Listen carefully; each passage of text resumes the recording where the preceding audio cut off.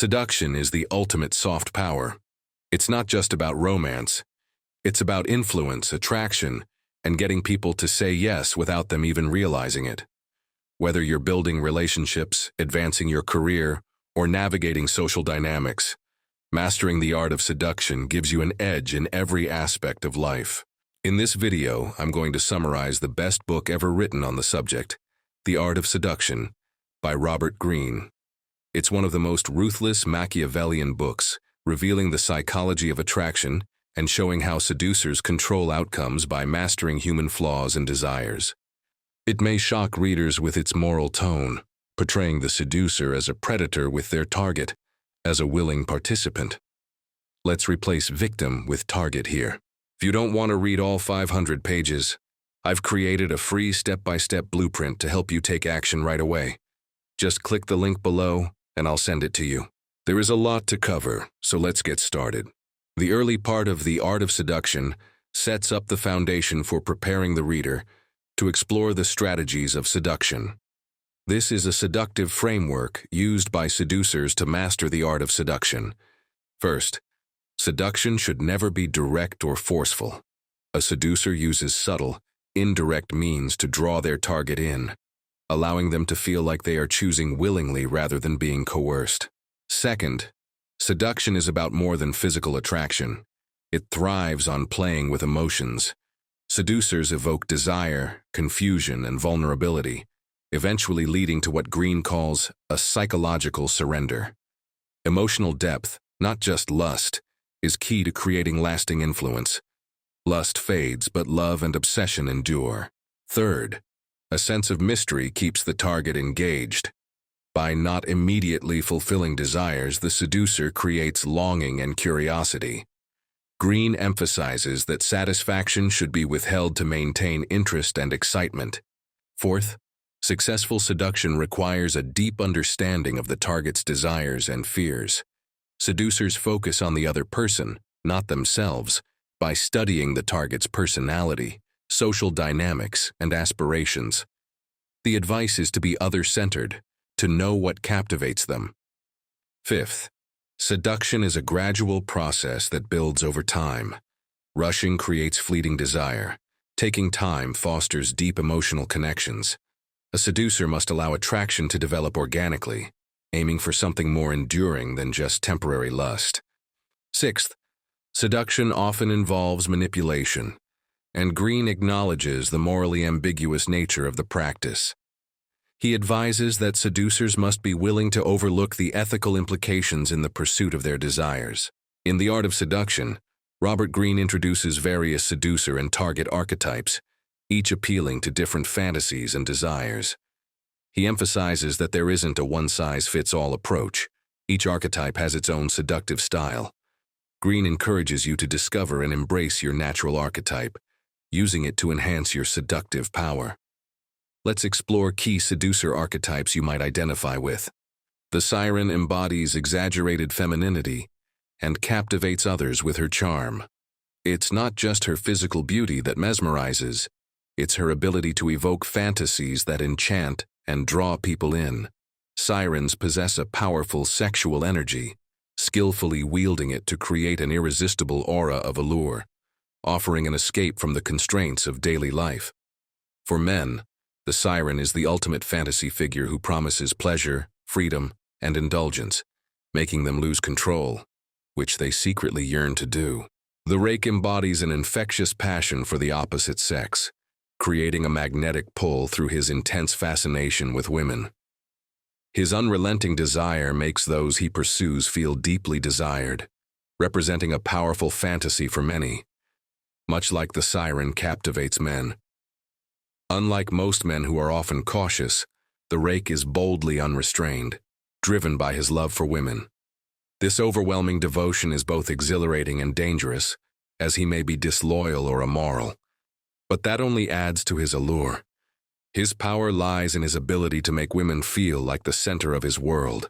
The ideal lover treats love as an art, turning romantic experiences into deeply poetic and emotional adventures. They elevate love beyond the mundane by creating grand gestures, like writing songs or poems, making their partner feel as though they are part of a beautiful story. The ideal lover's power is their ability to become the perfect partner by understanding and fulfilling their target's deepest needs. This archetype requires empathy, patience, and acute attention to what others are missing in their lives. While many focus on their own desires, the ideal lover excels at providing what their partner longs for, making them truly irresistible. The dandy seduces by blending masculine and feminine traits to create a captivating and androgynous appearance. The ambiguity fascinates others and makes them irresistible. The dandy challenges societal norms, appearing mysterious, elusive, and captivating. They represent a sense of freedom, a quality many secretly crave because most people feel trapped by the rigid social roles they are expected to play. By harnessing the power of ambiguity and rejecting traditional roles, the dandy creates personas that cannot be easily categorized, enhancing their allure. The natural seduces by evoking childlike qualities, spontaneity, sincerity, and faithfulness, which make them irresistibly charming. Their carefree, vulnerable demeanor disarms others, creating an atmosphere of ease and joy. Naturals tap into our subconscious desire to relive the simplicity and spontaneity of childhood. In their presence, we are transported back to that golden age. They make a virtue of their weaknesses, elicit sympathy and a protective instinct from others, like how we respond to children.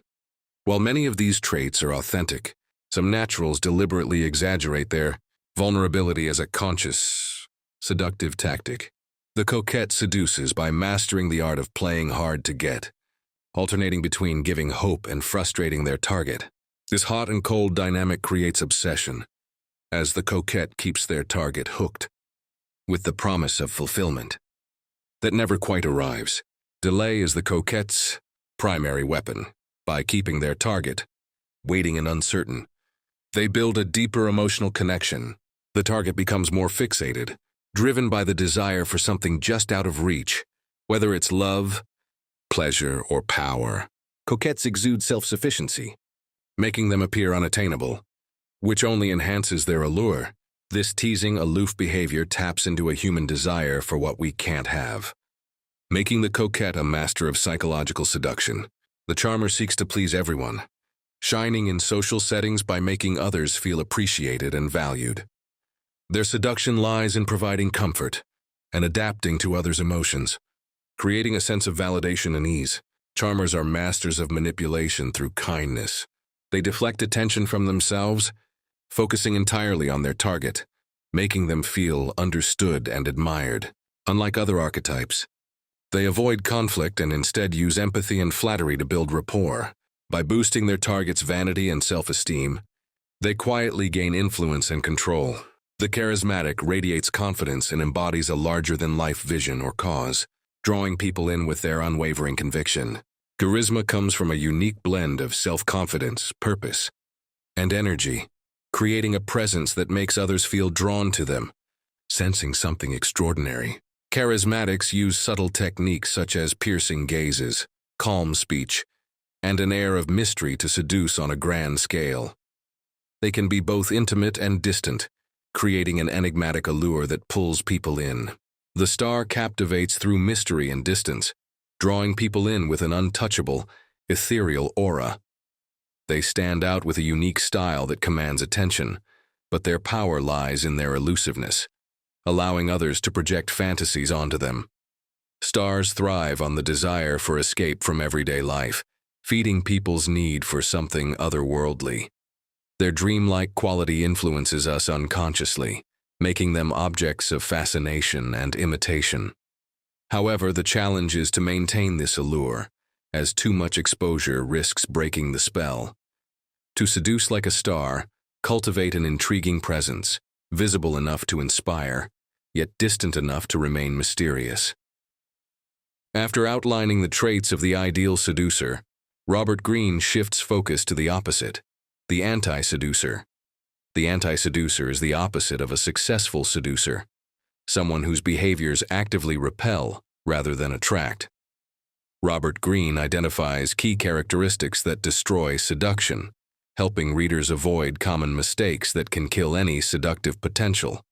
These anti-seductive traits can creep in unnoticed, undermining your appeal even if you possess otherwise charming qualities. Here are the main types of anti-seducers to avoid becoming. The brute is impatient, pushy, and aggressive. They assume you're interested in the process, offending your ego by not allowing space for mystery or subtlety. They lack the grace to wait and see, leading to frustration. A good way to recognize a brute: keep them waiting and observe their reaction. Patience is crucial to seduction. Forcing your target will only push them away. Vanity is another trait that kills seduction. The vain person constantly talks about themselves, always seeking admiration rather than offering it. True seducers are focused on the desires of others, but vanity shifts the attention inward, making the target feel unimportant. Humility and genuine interest in others are essential qualities to cultivate. The miser isn't just stingy with money, but also with emotions, energy, and attention. This type fears risk and holds back generosity, leaving others feeling neglected or undervalued. In seduction, being open and generous, both emotionally and materially, is critical. The miser's closed-off nature creates a feeling of scarcity and emotional dryness, repelling those they wish to attract. According to Robert Greene, this is the worst type of anti-seducer and should be avoided at all costs. The chatterbox talks incessantly, usually about themselves, revealing deep-seated selfishness. Their constant talking serves their own need for attention rather than deepening a connection. A skilled seducer listens and observes more than they speak. Mastering the art of silence and restraint helps build mystery and allure. Sensitivity is another anti-seductive trait. The sensitive one cannot handle criticism or teasing, reacting with offense to even light-hearted jest. True seducers are unflappable and maintain a sense of humor, even when they're the target of jokes. Overreacting to small slights shows insecurity and ruins your seductive power. The bore is someone who lacks refinement, whether in their physical appearance or manners. They often speak loudly and pay little attention to detail. In seduction, small details matter. Lack of care in how you present yourself erodes attraction over time. The bore's crudeness or loudness makes them stand out for the wrong reasons, often alienating potential partners. The suffocator becomes clingy and needy, overwhelming their target with constant attention or demands. The suffocator stifles freedom and creates a sense of emotional suffocation, which leads to the target withdrawing to regain space and autonomy. Balance and space are vital in seduction. People need room to desire you. Judgmental and preachy, the moralizer makes others feel restricted and trapped by imposing their beliefs or values.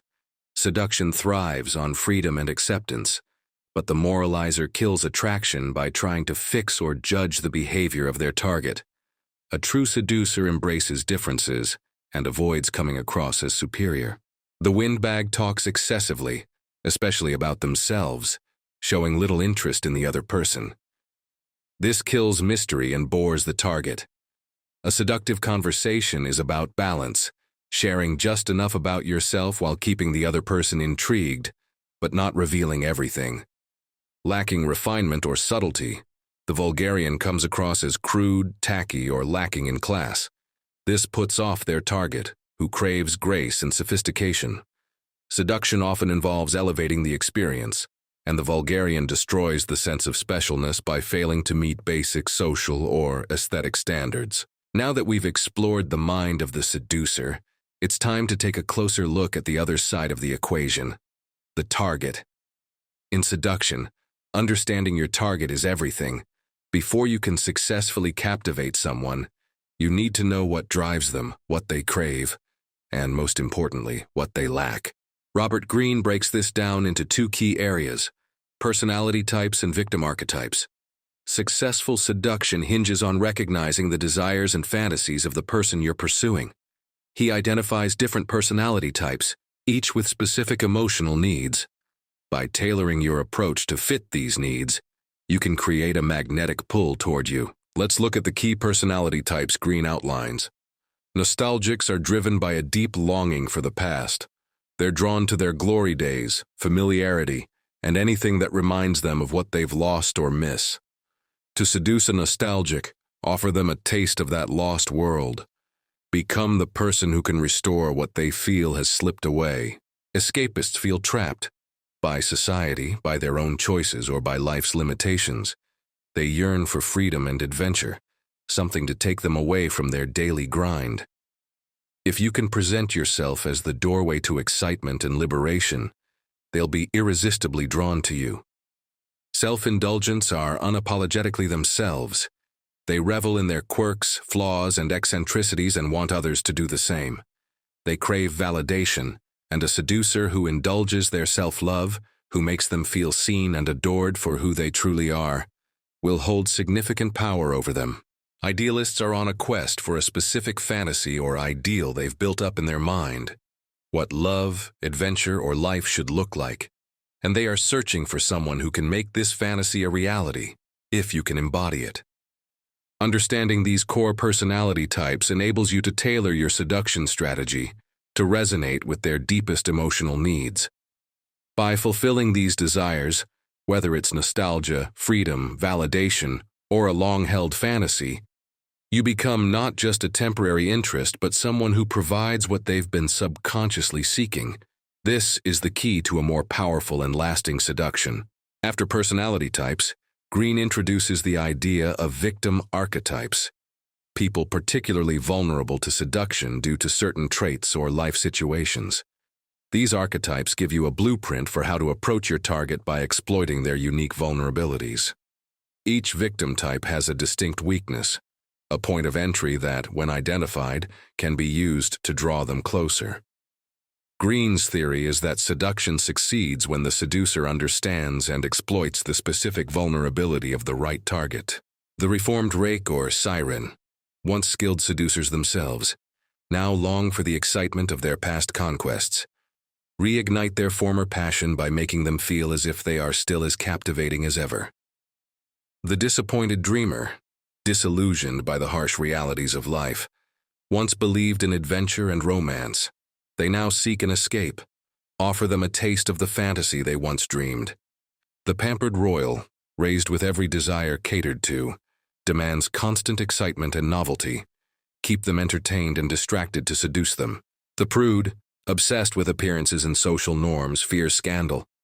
To seduce them, offer the thrill of transgression and the allure of forbidden pleasure. Seduce them by restoring their self-worth, making them feel like they're still in the spotlight. Innocent and inexperienced, they are drawn to those who can introduce them to new experiences, become their guide into the unknown. Seeking a challenge, they thrive on the thrill of the chase. To seduce them, resist and create a sense of competition. Fascinated by the foreign and unfamiliar, they are drawn to uniqueness. Present yourself as mysterious and different to pique their curiosity. They crave emotional intensity and conflict. Offer them excitement through tension and drama, keeping their emotions in a constant state of turmoil. Intellectually driven, they analyze everything, including love. Challenge their intellect while subtly appealing to their emotional weaknesses. Their beauty once gave them power, but they fear losing it as they age. To seduce them, appreciate their mind and talents, but don't neglect their appearance. Refusing to grow up, they avoid responsibility and seek constant fun. To seduce them, play the caring, responsible adult, without judging or criticizing. Attracted to those who appear vulnerable, they take pride in saving others. To seduce them, appear in need of help, and they'll play the hero. Pleasure-driven, they've seen it all. To seduce them, be young, naive, and resist their advances to keep them intrigued. They enjoy the challenge. Always searching for something or someone to worship, they are perpetually dissatisfied. To seduce them, become the object of their obsession by evading the qualities they admire. Aware of sensory experiences, they are drawn to beauty, fashion, and style. To seduce them, appeal to their senses with aesthetics and luxurious experiences. Powerful and surrounded by flatterers, they crave authenticity. Offer brutal honesty while subtly flattering their ego. These individuals feel burdened by societal expectations regarding gender. To seduce them, embody a balance of masculine and feminine traits, offering them freedom to express their true selves. For each type, understanding their core desires is key to seduction, as it allows you to meet their deepest needs and win them over. Finally, Greene highlights the importance of the setting in which seduction takes place. Certain environments amplify the effects of seduction, making people more vulnerable and easier to influence. Parties and gatherings provide opportunities for playful teasing and attention, setting the stage for seduction. Private, intimate settings can intensify emotions and make someone more susceptible to seduction. In moments of tension or crisis, people are more likely to seek comfort, making them easier to seduce. In Part 2, we will dive into the psychological techniques that can lead to successful seduction, regardless of your appearance. Robert Greene outlines the seduction process in 4 distinct phases, each broken into actionable steps. These phases take you from sparking initial desire to achieving the final, decisive conquest. Greene's 24 laws of seduction are not tricks or routines. They are strategic principles. Each law provides a tailored approach for different types of seduction, and it's essential to know which ones work best together. Not every technique will suit every situation, and sometimes, despite the recipe, the person you're trying to seduce simply won't respond. Awakening of desire. Your goal in this phase is to pull your target out of their daily routine and occupy their mind with thoughts of you. Seduction begins by selecting the ideal target. Like in marketing, not everyone will be a good fit. Avoid those who are too career-driven or emotionally unavailable, as they're likely to resist your efforts. The best targets are those seeking change or excitement. To succeed, you must know your target. Observe their habits and interests to ensure they're worth pursuing. This screening phase will help you determine if seduction is possible and if they're open to your advances. Your target should never feel manipulated. Instead, they should feel in control, much like in sales where the customer believes they are making their own decisions. To successfully seduce, lower your target's defenses by being subtle and indirect. While a dramatic approach might work for those seeking excitement, subtlety is usually more effective. Keep your target intrigued by sending mixed signals, alternate between warmth and coldness to create ambiguity, keeping them guessing and tightening their curiosity. Once your target is intrigued, you need to transform their interest into deeper desire. Desire often stems from a sense of something missing, an emptiness your target seeks to fill. You can stir this feeling by making them aware of the excitement and romance lacking in their life. A triangle is a key tactic in seduction. The idea is to involve a third party to create tension, competition, or jealousy. By positioning yourself as someone desired by others, you make yourself more desirable. This dynamic increases your allure because humans are naturally drawn to what is coveted by others. The goal is to make your target feel like they are competing for your attention, which can intensify their desire. Create desire, but don't satisfy it. Seduction is about building tension and leaving your target wanting more. A seducer's strength lies in frustrating desire just enough to keep the other person hooked. Make them feel incomplete. Highlight what they lack and position yourself as the solution. To charm and captivate your target, value subtlety once again. Use suggestion rather than direct statements. Seduction thrives on planting ideas that grow over time without the target realizing it. Solidify your presence in their mind by aligning with their desires and emotions, adapting your behavior to make them feel understood on a deeper level. People are naturally self-focused, so by reflecting their inner needs, you bypass their defenses and become integral to their thoughts. Once your target's thoughts increasingly revolve around you, the next step is to present them with something irresistible, an adventure or pleasure they can't refuse. This is where seduction deepens into something more powerful. Phase 2, lead them astray. At this point, your target's interest in you is growing, but their attachment is still fragile. They could turn back at any moment. The goal in this phase is to lead them so far astray emotionally that retreat becomes impossible. Keep your target on edge by maintaining suspense. The use of soft, pleasant words can intoxicate them and ignite their fantasies. Surprise and excitement. Introduce unexpected twists and delays to build anticipation and tension. Keeping them guessing makes them desire you even more. Words have the power to confuse and enchant. Use them strategically to captivate your target's attention. Speak to their desires, their ego, and flatter them subtly. Avoid confrontation or debates as they break the spell of seduction. The most powerful tools of seduction aren't your words, but the unspoken gestures, thoughtful gifts, and subtle acts of attention. These small, carefully chosen details leave a lasting impression that words alone cannot achieve. Fuse your persona with poetic and exotic elements that evoke daydreams and fantasies. This ethereal aura sets you apart and makes you irresistible. After all, mediocrity fails to captivate. It's the allure of the extraordinary that draws people in. Create a captivating atmosphere of mystery and desirability through your charm and artistic expression. Recognizing the shifts in control during seduction is crucial, as it highlights the delicate balance of power.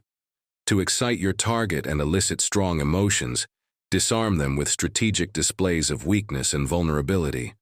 By doing so, you give them the illusion of living out the fantasies you stirred in their imagination. Adopt a humble demeanor to appear less threatening, allowing your target to feel superior when they perceive themselves as having control over you. Use your vulnerability to your advantage, projecting sincerity and harmlessness. Cultivating atmosphere, fantasy, and reality blur. Captivated people yearn for something beyond their mundane lives. By crafting an enchanting environment, you allow your target to project their desire, making a simple trip together intensify their attraction to you. To ensure there's no turning back, isolate your target from their familiar environment. By removing their emotional support structures, you increase their vulnerability to your influence. However, proceed with caution. If you act too swiftly, it may trigger panic and cause them to retreat. Phase 3, the trap is set. In this phase, your goal is to deepen the emotional impact you have on your target by intensifying their feelings of love and attachment. You can manipulate their emotions, alternating between hope and despair until they become increasingly vulnerable. To create a powerful jolt of emotion, demonstrate your sincerity through actions that resonate deeply with your target's repressed desires and childhood wounds. By bringing these feelings to the surface, you can fulfill their unmet needs, allowing you to penetrate deep into their psyche and stir uncontrollable emotions. At their core, everyone yearns for the carefree days of childhood, where feelings of safety and protection prevailed. By encouraging your target to share stories of their youth, you facilitate an emotional regression, making them more reliant on you for comfort and support. There's nothing more enticing than the taboo. By offering something forbidden, you stir primal curiosity and desire, which are hard to resist. Incorporate elements that challenge societal norms to heighten excitement and intrigue, making your seduction feel like a daring adventure into the unknown. By positioning yourself as someone who offers more than just surface-level pleasure, but a deeper, almost spiritual fulfillment, you make yourself irresistible. Your target will not see you merely as a person of desire, but as someone who represents something greater, a path to self-discovery or fulfillment. By subtly stirring feelings of hurt, fear, and anxiety, you pave the way for a transformative emotional experience, drawing them even closer to you. In relationships, excessive kindness can lead to predictability and boredom.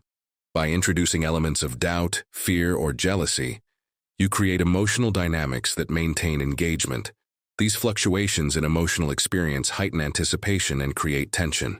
When relief or pleasure finally arrives, it becomes all the more satisfying, due to the emotional roller coaster that preceded it. Phase 4, the final move. In this phase, you shift from mental and emotional seduction to physical seduction. Having already entangled your target's mind and stirred their emotions, you now prepare for the final act. Your target is vulnerable and filled with desire, making this the perfect moment to initiate physical intimacy. To intensify their desire, create some distance between you and your target. Allow them to feel the thrill of the chase.